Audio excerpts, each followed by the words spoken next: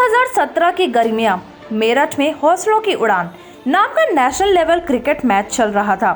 दिल्ली के खिलाफ उत्तर प्रदेश के लिए खेलते हुए राजा बाबू ने 20 गेंद में 67 रन कूट दिए। उस पारी के लिए राजा बाबू को न सिर्फ तारीफें मिली बल्कि इनाम भी मिला। ताबड़तोड़ बैटिंग से प्रभावित होकर एक लोकल कारोबारी ने राजा बाबू को ई रिक्शा दिया। बाबू ने तब सोचा भी नहीं था कि यह इनाम एक दिन उनके इतना काम आएगा। बाएं हाथा क्रिकेटर की पहचान विस्फोटक बल्लेबाज के रूप में बनी। दिव्यांग क्रिकेट सर्किट में स्टेट और नेशनल लेवल के टूर्नामेंट्स में राजा बाबू का जलवा हो गया। 2017 में आईपीएल की तर्ज पर एक T20 टूर्नामेंट में मुंबई की टीम का कप्तान चुन लिया गया। हालांकि पिछले 2 साल से भी ज्यादा वक्त से राजा बाबू गाजियाबाद की सड़कों पर वही ई रिक्शा चला रहे हैं। राजा बताते हैं कि कोरोना वायरस महामारी ने उनके करियर और जिंदगी दोनों की दिशा बदलकर रख दी। अब उन्हें 4 लोगों के परिवार, जिनमें पत्नी निधि और बच्चे कृष्णा और शानवी शामिल हैं, उनको पालने के लिए रोज सड़कों की खाक छाननी पड़ती है। क्रिकेट खेलने के दौरान भी बाबू को इधर उधर का काम करना पड़ता था। कभी कभी इनकम बढ़ाने को ई रिक्शा भी चलाया, लेकिन असल परेशानी 2020 में आई, जब यूपी में दिव्यांग क्रिकेटर्स के लिए बनी चैरिटेबल संस्था दिव्यांग क्रिकेट एसोसिएशन भंग कर दी गई। राजा बाबू के लिए पैसों की आमद रुक गई। बाबू कहते हैं, उससे सच में हमारी कमर टूट गई। शुरुआती कुछ महीने मैंने गाजियाबाद की सड़कों पर दूध बेचा और जब मौका मिला ई रिक्शा चलाया। टीम के मेरे बाकी साथी उस दौरान मेरठ के डिसेबल्ड ढाबा पर डिलीवरी एजेंट्स और वेटर्स का काम करते थे। वह ढाबा एसोसिएशन के संस्थापक और कोच अमित शर्मा ने खोला था। DCA Uttar Pradesh cricket association की छत्र छाया में नहीं था। शर्मा ने हमारे सहयोगी टाइम्स ऑफ इंडिया को बताया, हमने कुछ लोकल कारोबारियों की मदद और चंदे से एसोसिएशन चलाई।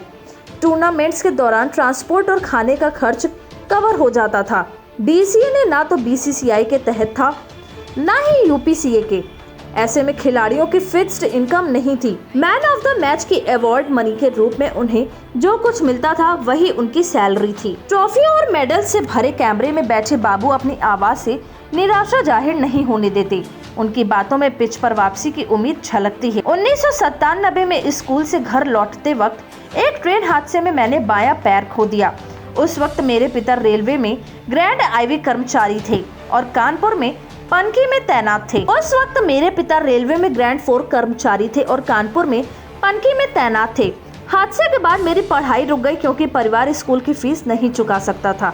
हादसे ने मेरी जिंदगी बदली, मगर मैंने सपने देखना नहीं छोड़ा। महामारी में एक के बाद एक झटकों के बावजूद राजा का जीवन बरकरार रहा। बाबू और क्रिकेट का रिश्ता 12 साल की उम्र से शुरू हुआ, जब उन्होंने गली क्रिकेट में हाथ आजमाया।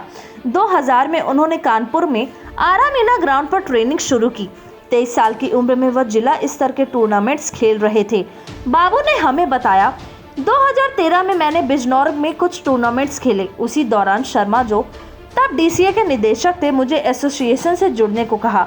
2015 के उत्तराखंड दिव्यांग क्रिकेट टूर्नामेंट में मुझे बेस्ट प्लेयर का अवार्ड मिला। अगले साल मैं यूपी टीम का कैप्टन बन गया। वह उनके करियर के कुछ सबसे अच्छे साल रहे। शादी के बाद 2014 में बाबू नौकरी की तलाश में गाजियाबाद आ गए। उन्होंने कहा, मैंने जूता बनाने वाली एक फैक्ट्री में 200 रुपए दिहाड़ी पर काम शुरू किया। पैसा जरूरी था, लेकिन क्रिकेट और फैक्ट्री के काम में तालमेल बिठा पाना बहुत मुश्किल हो रहा था। इसलिए 6 महीनों बाद नौकरी छोड़कर सिर्फ क्रिकेट पर फोकस करने की सोची। बाबू ऐसे खिलाड़ी थे जिनको हर टीम अपने साथ चाहती थी। टूर्नामेंट के हिसाब से वह कभी क्रचेस के साथ खेलते, कभी व्हीलचेयर पर।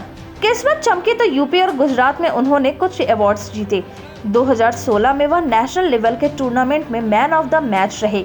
बाद में उसी साल बिहार सरकार ने उन्हें खेल के क्षेत्र में योगदान के लिए सम्मानित किया।